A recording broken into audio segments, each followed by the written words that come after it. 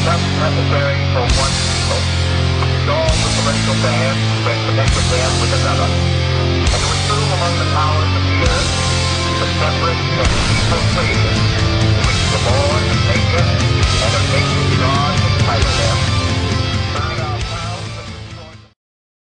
The following is a fictional story of events that may happen in the near future. New York Stock Exchange. It's a cold, breezy day on Wall Street as markets await the Federal Reserve's announcement for QE4. Futures are up significantly. The Dow Jones just breached its 2008 high of 14,164. Gold just hit an all-time high of 2,900. Silver just breached $100 per ounce. The dollar index is holding at 53. With official unemployment at 16.3%, there is a nervous feeling on Wall Street that if this doesn't work, the world could implode into a depression that will last for the remainder of the decade. 8:19 a.m., Beijing. Chinese officials announced that they can no longer allow Washington to devalue their holdings. After making their concerns private, China accepts that Washington will never stop paying its debts with inflated currency. China makes an official statement from Beijing, quote, "We have made our concerns known privately for some time. With QE4 about to be announced today, China will have no choice but to stop purchasing U.S. treasuries.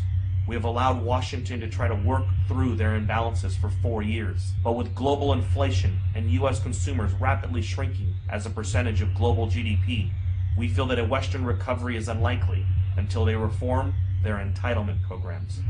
8:45 a.m. New York Stock Exchange. Upon hearing the statement from China, Dow futures have a sharp reversal and begin to drop. Gold leaps past $3,000 per ounce, up $150 per ounce in the last 26 minutes. CNBC awaits a statement from the White House. 8:50 a.m. Washington, D.C. The president makes an official statement to calm investors' fears. He tells Americans that he has spoken with several G20 leaders. They have assured him that they will continue to increase their purchase of treasuries and believe that a strong U.S. economy is the only thing that will bring back global prosperity. He has also spoken to Chairman Bernanke, who assures him that a strong dollar will be the result of QE4. The president also reminds Americans that his recent New Deal recovery programs that he passed through executive order will increase the likelihood of a lasting recovery. He also notes that Beijing, since 2009, has slowly been reducing their holdings, so the impact will be minimal. 9:51 a.m. New York. Dow futures fall 850 points in the first 20 minutes of trading. Markets are halted for 1 hour by the authorities. 10 a.m. Main Street, America. The news about the stock market in China has now spread. A panic begins to set in and unprepared Americans rush to the grocery store. In an attempt to purchase food and water, Americans that didn't know what was going on are alerted by all of the news stories and panic buying. Within 50 minutes, there is a nationwide rush to the stores. Empty store shelves in America become a reality. 10:52 a.m. New York. Markets reopen and the Dow Jones resumes its collapse. Investors around the world join the sell-off in bonds and stocks and begin to purchase commodities. Unlike the panic of 2008, this time commodities are seen as the only safe haven from a dollar crisis.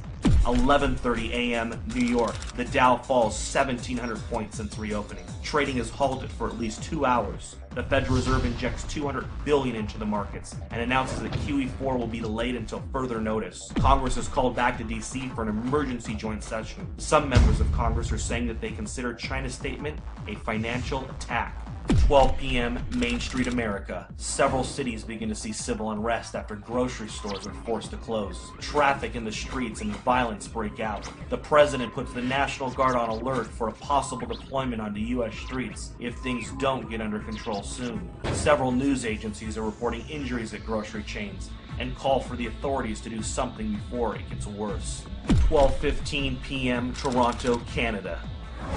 George Soros tells CNBC that a run on treasuries is imminent and that there is nothing the government can do to stop it. He says it is unfortunate that a controlled decline of the dollar was not coordinated better over the years. Today really could have been avoided if not for the Tea Party politicians who demanded fiscal responsibility and a constitutional government. 3 p.m. Gold closes at $11.53 for the day at $4,053 per ounce. Silver closes at $173 per ounce. The president announces that due to civil unrest in some areas of the country, U.S. stock markets will remain closed for the rest of the day. With the exception of mining and other inflation-related stocks, the majority of U.S. stocks are down significantly due to the sell-off and flight to safety in commodities. The Federal Reserve announces that it will begin to purchase U.S. treasuries and stocks in order to stabilize the markets. But this only feeds investors' fears of a full-blown treasury run and collapse of the dollar. 6 p.m. Asia. Asian markets begin a massive sell-off. Dollar collapse rumors begin to take hold of the markets. CNBC Asia looks into a possible COMEX default and complete breakdown in the U.S. economy. Gold spikes in Asia, up 17.50 in the first complete hour of trading. Gold is now at 58.03. 7 p.m. Gold and silver bullion dealers across the world have suspended all sales due to no inventory. A COMEX default is now expected. Several central bank representatives propose a freeze on currency markets and a fixed devaluation of the U.S. dollar in order to calm investors. 7:30 p.m. The United States. The sun sets on America. In the last 12 hours, the world has changed. Americans are glued to their televisions, taking a crash course on a debauched currency. Smoke from fires in the cities have put a dark cloud over the nation. 7:45, the Federal Reserve. The Federal Reserve announces it will inject $1.5 trillion into the markets in order to stop any further decline in stocks. 7:55 p.m., OPEC.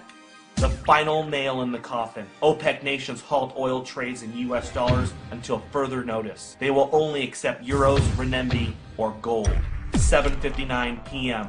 The Federal Reserve's announcement to inject $1.5 trillion into the markets causes a sharp reversal in overseas markets. Stocks begin to rally even as Main Street melts down. 8 p.m., Manhattan. Gerard Adams, president of the National Inflation Association, sends out an urgent email alert. In it, he informs members that it is with great sadness that the time to warn and prepare Americans for hyperinflation has ended.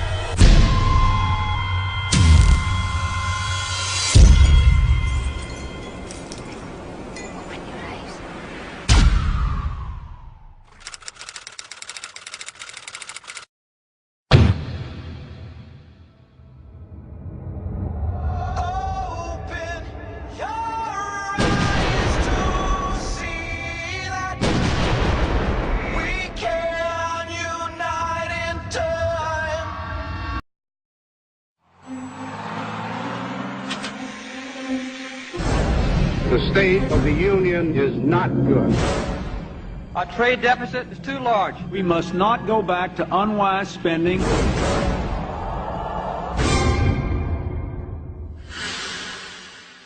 This is America.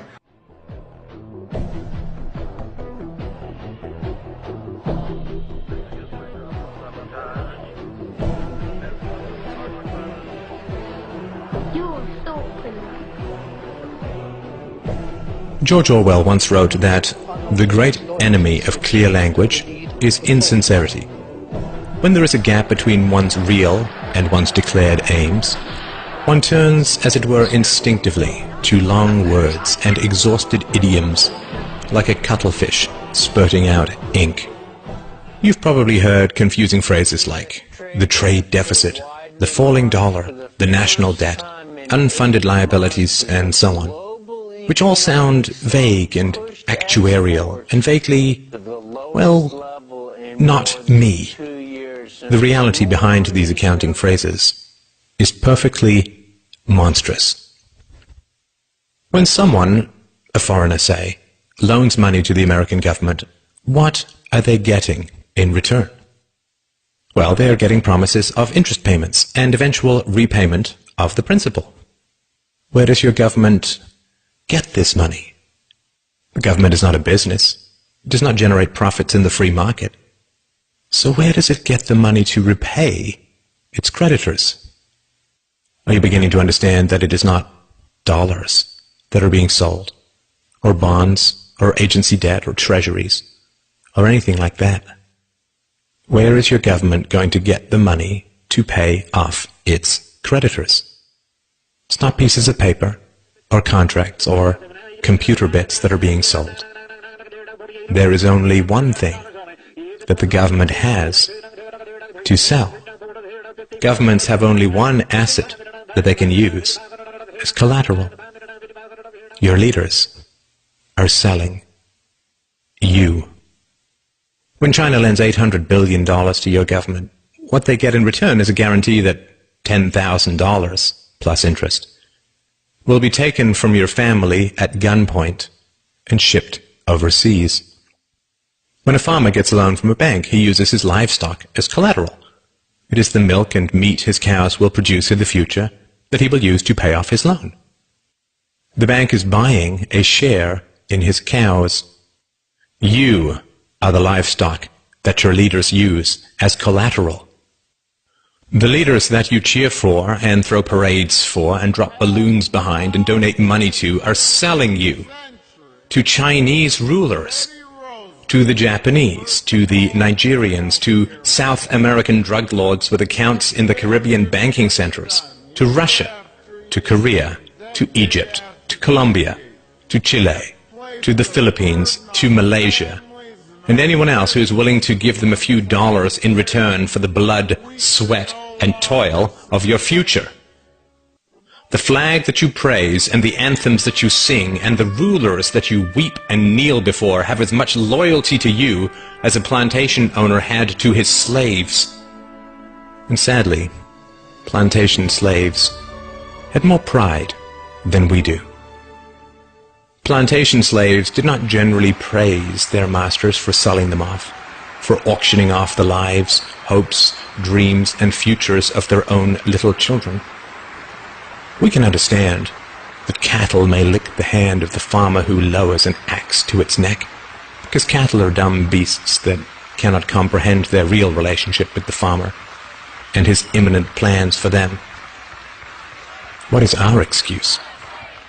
When we chant, USA, USA, USA, when we cheer and bow and beg and scrape and sing and weep with joy that some new farmer now presides over the wholesale dismantling and sale of our family's futures, when we love with obsessive emptiness the leaders who laugh while they auction us off to every tin pot dictator and stockbroker the world over, what is our excuse?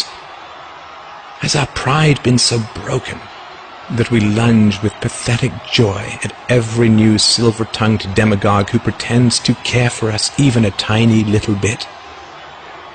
In the future, our children will demand to know why we knelt and cheered as they were sold off on the auctioneer's block. This video, and my life's work, is my answer to my child. What's yours?